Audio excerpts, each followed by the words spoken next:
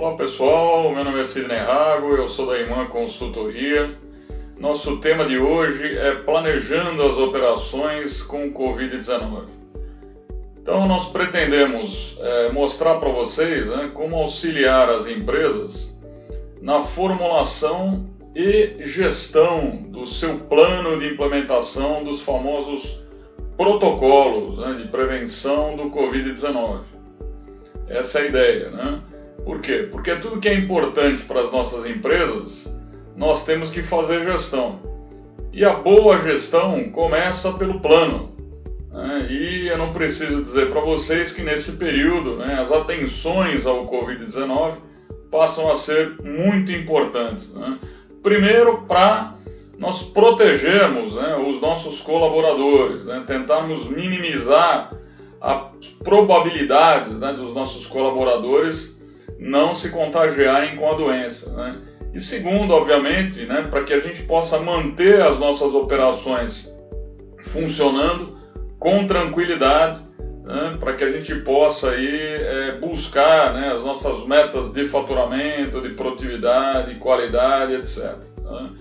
Então nós vamos começar falando um pouquinho sobre a nossa referência, que é o Japão. O Japão vem sendo estudado por nós da IMAN Consultoria há muitos anos, desde a década de 80 que nós começamos as nossas visitas ao Japão, e o que nós pudemos perceber nas nossas estatísticas. Então eu particularmente faço essas estatísticas toda semana, desde de abril desse ano, e venho acompanhando aí, fazendo um benchmarking entre alguns países importantes, China, Japão, Alemanha, Itália e Espanha, que foram países que logo no começo começaram a sua curva aí de crescimento, o Brasil, obviamente, e os Estados Unidos. Então as nossas estatísticas vêm comprovando, tanto se nós trabalharmos com indicador de casos de Covid por 100 mil habitantes, em que o Japão aparece aí com 14 casos a cada 100 mil, a China está em primeiro aí com 6 casos a cada 100 mil, obviamente em função do tamanho da população chinesa, que é muito maior que a população japonesa. E veja como a China e o Japão se distanciam dos outros países ao longo do tempo.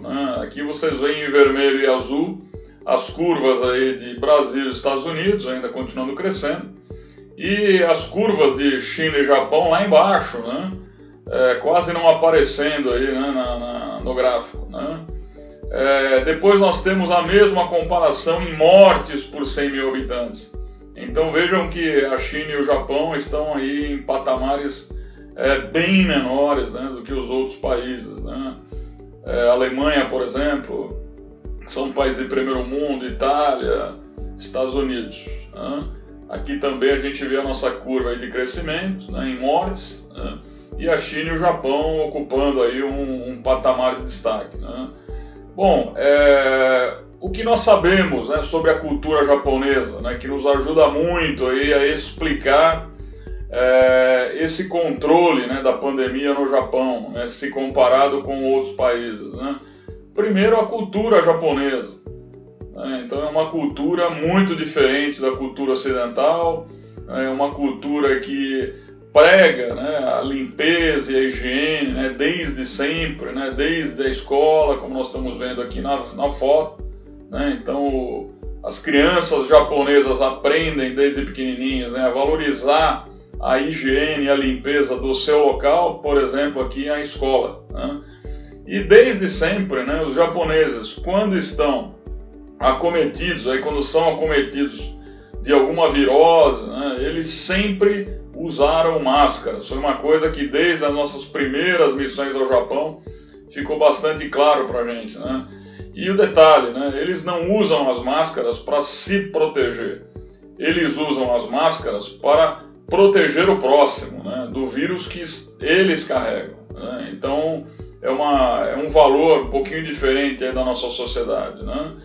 E há outros hábitos que nós poderíamos estar destacando, como por exemplo aquela história de deixar os sapatos para o lado de fora das residências, que que é muito comum nós observarmos também nas nossas missões ao Japão. Em suma, né, o Japão é um país a ser estudado, né, inclusive aí em relação à prevenção de Covid-19, né, e muito do que a gente já vem praticando nas empresas, né, aqui eu estou dando um exemplo, né, que é a famosa regra dos 5 S, né, que já ajudam muito, né, por exemplo, a nós mantermos fora do local de trabalho aquilo que não é necessário, para que a gente mantenha as coisas organizadas e principalmente, né, o terceiro S, o Seiso, para que a gente mantenha os locais de trabalho muito limpos. Então as empresas que já têm 5S implementados, né, poderão potencializar, né, a prevenção ao Covid através dos 5S. Né? E aqui fica um convite para as empresas que não têm os 5S implementados. Então, né, é um bom momento aí para a gente pensar em implementá-los. Né? Mas, basicamente, né, o que nós temos que fazer dentro das nossas organizações, né, para implementar os tais protocolos, né? Como nós não podemos controlar 100% das pessoas 100% do tempo, ao menos que a gente disponha aí de alta tecnologia para isso, né? Por exemplo, hoje já existem softwares capazes de monitorar o distanciamento entre as pessoas, né, para evitarmos aglomerações, mas a menos que a gente invista em soluções de alta tecnologia, nós vamos trabalhar contando com a colaboração das pessoas, como sempre, né? Então, a implementação dos protocolos é como uma implementação de mudança cultural ou de mudanças de procedimentos em qualquer empresa. Nós temos que primeiro, né, priorizar a conscientização das pessoas, e isso é uma parte importante da implementação.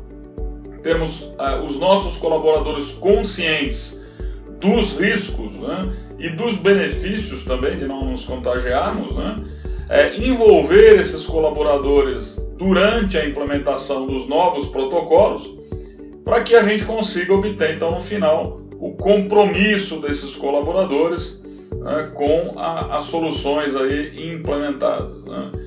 Então, basicamente, a gente vai partir da conscientização, passar pelo envolvimento, para atingirmos, então, o compromisso. Né. Então, esse material que eu vou disponibilizar para vocês, ele foi baseado em uma ampla pesquisa, né, na OSHA americana, na OMS, na Fiesp, enfim, tem uma lista grande aí de materiais que nós pesquisamos até chegarmos, né, a um modelo que nós chamamos de modelo de gestão e governança da Covid-19. Né. Então, esse modelo de gestão, ele é um modelo de gestão integrado, como nós entendemos que ele deva ser, e ele tem os seguintes tópicos, né, que nós vamos detalhar um pouquinho aí, né? Ele começa aí pela comunicação, educação e treinamento das pessoas, que tem muito a ver com a tal conscientização que eu comentava agora há pouco. Distanciamento social, aquela questão do manter as pessoas a 1 metro de distância no mínimo, né, ou até mesmo isoladas. O monitoramento da saúde das pessoas, que é um indicador importante, é o número de casos de Covid na empresa ou na casa dos colaboradores. Limpeza e desinfecção e como nós vamos tratar os refeitórios nas empresas, que são pontos de aglomeração. Né? Então, falando um pouquinho de comunicação, execução e treinamento, né? A primeira coisa que nós temos que passar para as pessoas são a identificação dos sintomas. Porque no caso da identificação de qualquer sintoma de Covid, a empresa tem que ser avisada, né, e nós temos que acionar as nossas cadeias de ajuda para que o operador seja, então, né, as pessoas, os funcionários, os colaboradores amparados, né, e tenham aí a sua saúde tratada, né, e obviamente sejam retirados do ambiente de trabalho. Né. Uso permanente de máscaras, higienização adequada é outro tópico aqui do treinamento, né? E protocolos de limpeza do ambiente de trabalho. Por exemplo, como é que eu vou entregar o meu turno de trabalho para o turno seguinte? O que cabe a mim? Né? Qual é o protocolo de limpeza que eu tenho que fazer?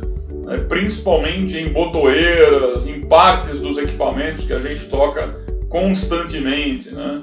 ou as nossas estações de trabalho no escritório e assim por diante, né? Então, por exemplo, né, esse é um exemplo de um cartaz de como lavar as mãos, né, com o passo a passo aí para que a gente faça uma limpeza das mãos eficaz, já que as nossas mãos elas propiciam um contágio, elas são fonte de contágio aí, né?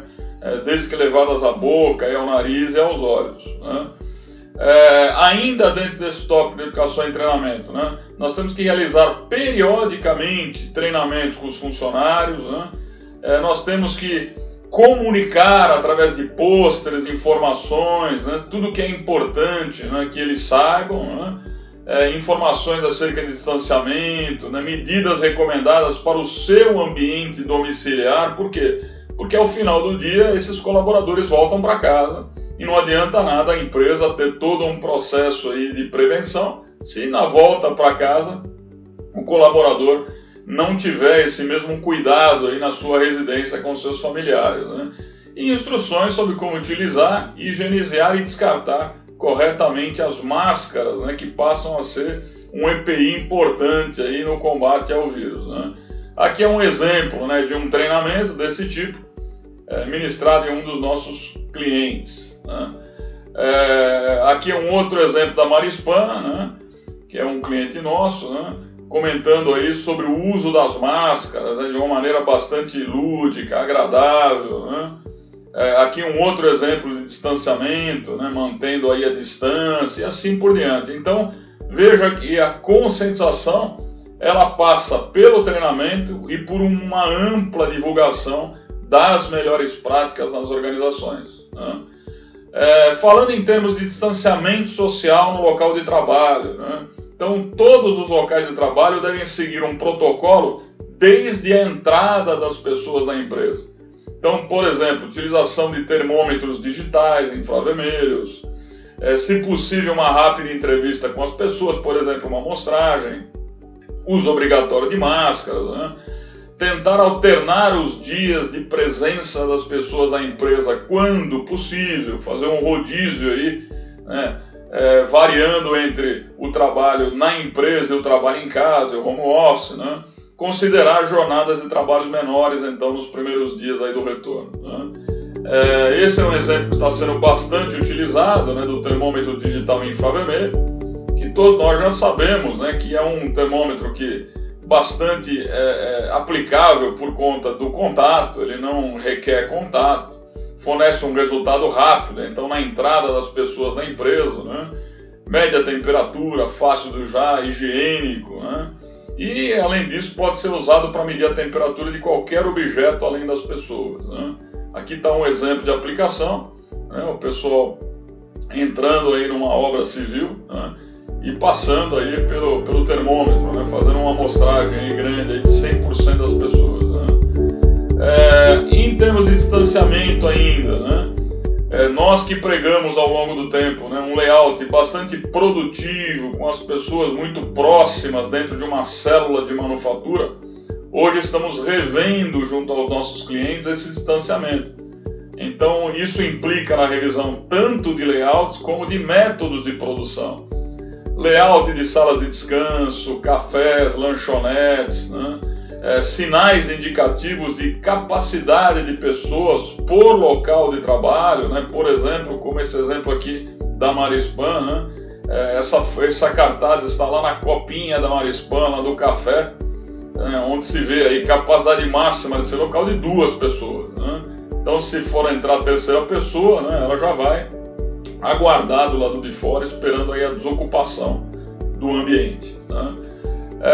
Então aqui são alguns exemplos de revisões de layouts, tanto de fábricas como escritórios, né?